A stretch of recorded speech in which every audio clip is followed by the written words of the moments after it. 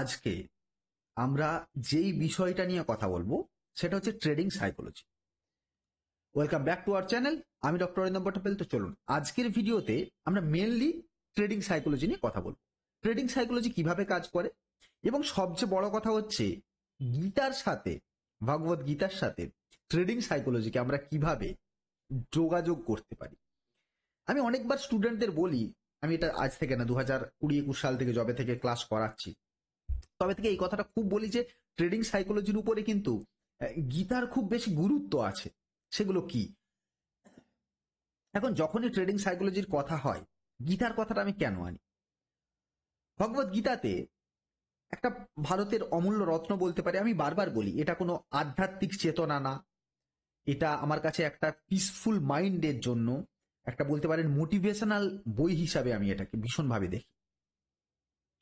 বিভিন্ন সময় আমরা জীবনের ক্ষেত্রে বলুন বা ট্রেডিং করার ক্ষেত্রে বলুন, অনিশ্চয়তা, তার ওঠানামা, মানসিক চাপের মুখে গীতার এই উপদেশগুলো একজন ট্রেডারকে স্থির, চিন্তাশীল, মননশীল এবং সঠিক সিদ্ধান্ত নিতে তাকে ভীষণ পরিমাণে হেল্প করে। গীতার দ্বারা আমরা কিভাবে ট্রেডিং এ প্রয়োগ করব? প্রথমেই বলা আছে গীতাতে নিষ্কাম কর্ম করতে। মানে কি?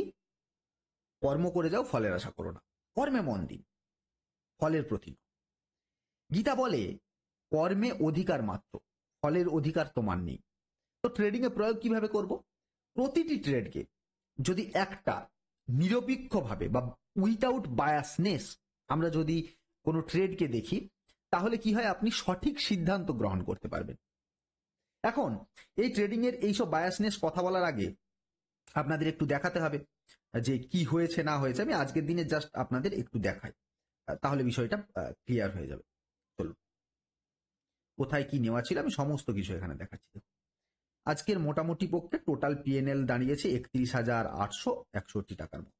ওকে, নিফটিতে এইটা লস হয়েছে, একটা লসও হয়েছে নিফটির পুটে। এই জায়গাতে এই নিফটির কলটাতে এটা সেল করার জন্য একটু লস হয়েছে। এইটাতে 14,000, সেন্সেক্সে 20,000। ওকে, এইভাবে মোটামুটি পক্ষে হয়েছে। তারপরে হচ্ছে নিফটিতে 1200 এবং এউএল ব্যাংকটা রাখতে পারলে প্রায় এটা 8-9,000 হবে। আমি স্নান করতে যাব তাই ওটা কেটে দিয়ে গেছিলাম। এখন ঘটনা দাঁড়াচ্ছে, আমি জাস্ট দেখালাম যে আমাদের ডক্টর বি ট্রেডারে আমরা এগুলো দেখিয়েও থাকি প্রচুর ভাবে যে কিভাবে একটা ট্রেডকে নিতে হয়, কিভাবে নিতে হয়, আমি সমস্ত কিছু কথা বলি। এখন সেইটা কথা না, আমার কথা হচ্ছে যে ফার্স্ট পয়েন্ট তাহলে কি হলো? যে নিষ্কাম কর্ম, কর্মে মন দিন। আপনার ট্রেডিং এর যেই সাইকোলজি আছে, যেই সিস্টেম আছে, সেই সিস্টেমের উপর বেশি গুরুত্ব দিন, না তো প্রফিট আর লস। আমরা প্রফিট লস দেখতে গিয়ে বড় প্রফিটকে ছেড়ে দিই, আর একটু লস দেখলেই সেটা থেকে বেরিয়ে আসি। আবার দেখি সেটা যখন ঘুরে যাচ্ছে সেখানে আবার ঢুকতে যাই, সেখানে গিয়ে আবার লস হয়। ঘটে, আপনারা কে কে ঘটে তা আপনাদের সাথে সেটা অবশ্যই বলবেন। নেক্সট পয়েন্ট হচ্ছে সমাভাত্তাম। সমাতভাব মানে কি? মানে সমত্ব। লাভ এবং ক্ষতির ঊর্ধ্বে থাকতে হবে আপনার শিক্ষাকে। গীতার এটাই মানে শিক্ষা দেয় যে পরিস্থিতি যতই ভালো বা খারাপ হোক, স্থির ও সমশীতল ভাবে মন রাখুন। চিন্তন মন এবং চিন্তা যদি আপনার বাড়তে থাকে, চিন্তা চিন্তনের মধ্যে বিশাল হচ্ছে, চিন্তাকে আমরা চিতার সমান বলা হয়। গীতাতে এই কথাটা বলা আছে, চিন্তা চিতার সমান। যত চিন্তা বেশি করবেন তত বেশি একজন খারাপ ট্রেডার হতে থাকবেন। ট্রেডিং এর প্রয়োগ কিভাবে করবেন? বাজারের দাম পড়া বাড়া, মুনাফা লোকসান সবই কিন্তু জীবনের অঙ্ক। আবেগপ্রবণ না হয়ে যুক্তি ও বিশ্লেষণের ভিত্তিতে আপনি যদি কোনো ট্রেডকে সিদ্ধান্ত নিতে পারেন, তাহলে সেই সিদ্ধান্ত আপনার খুব ভালো হবে। 3 নম্বর পয়েন্ট হচ্ছে এমব্রাস ইমপ্রেসমেন্ট, মানে অনিত্যতা গ্রহণ। কিভাবে করবেন? গীতা বলে সবকিছুই পরিবর্তনশীল। আজকে আপনার কাছে টাকা আছে, কালকে আপনার টাকা নেই। আপনি টাকা নিয়ে আসেননি, আপনি টাকা নিয়ে যাবেন না। এখন বলবেন তাহলে এর সাথে টাকার কি? আপনি কখনো বলছেন টাকার জ্ঞান। অবশ্যই টাকা আপনি করুন, আপনার ফ্যামিলির জন্য করুন, আপনি সমস্ত কিছু করুন।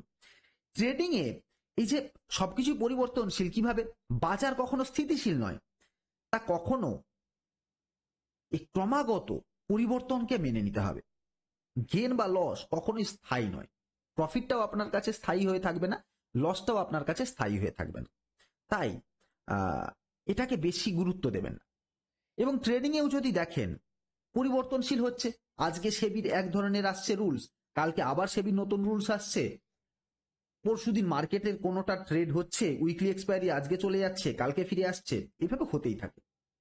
তো এটাকে আপনাকে মেনে নিতে হবে। 4 নম্বর পয়েন্টে বলছে আত্মনিয়ন্ত্রণ বা শৃঙ্খলা, সেলফ ডিসিপ্লিন।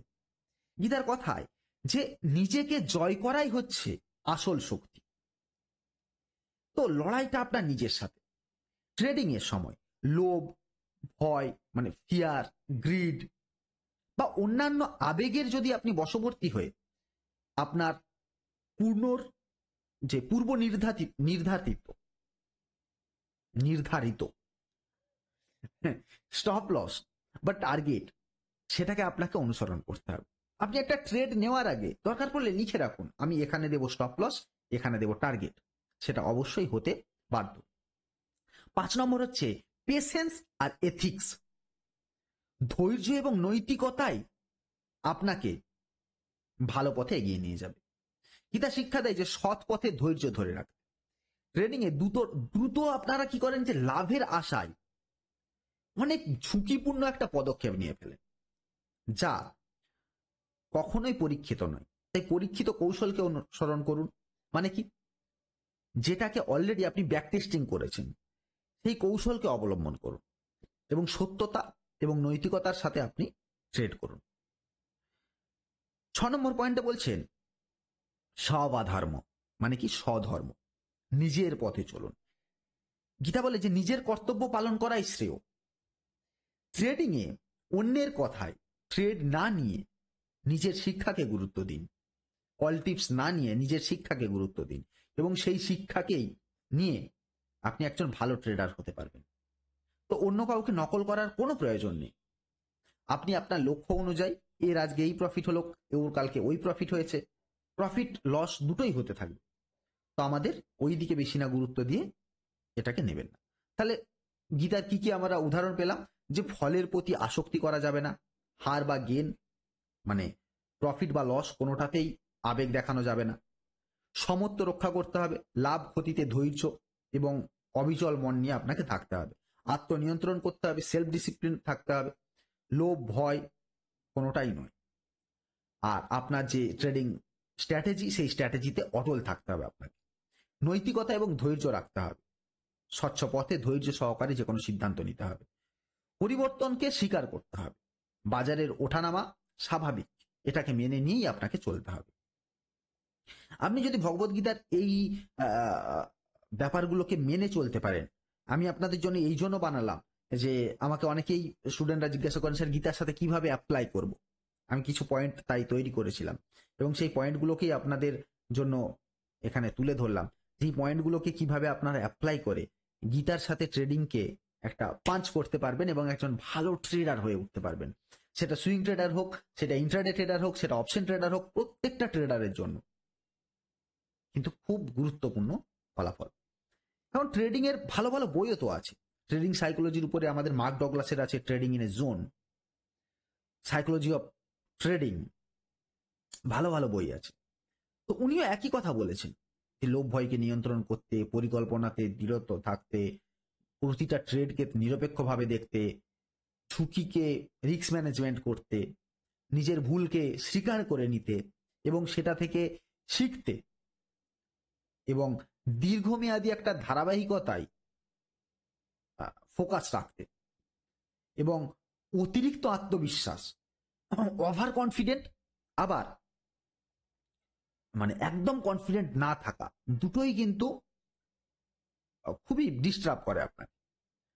আর বিকৃতি বা পক্ষপাতী বা বায়াসনেস বুঝতে শিখুন, যে নিজের মানসিক পক্ষপাত বা হয় না যে কনফার্মেশন একটা বায়াসনেস থাকে আমাদের, বা অ্যাঙ্করিং বায়াসনেস থাকে, সেই বায়াসটাকে আমাদের এড়িয়ে চলতে হবে এবং ফোমো থেকে দূরে থাকতে হবে, ফিয়ার অফ মিসিং আউট এড়িয়ে থাকতে হবে। যত এড়িয়ে থাকবেন তত ভালো। এবং ট্রেডিং এর একটা জার্নাল তৈরি করতে হবে। সেই জার্নাল যদি তৈরি করেন তাহলে খুব ভালো হবে।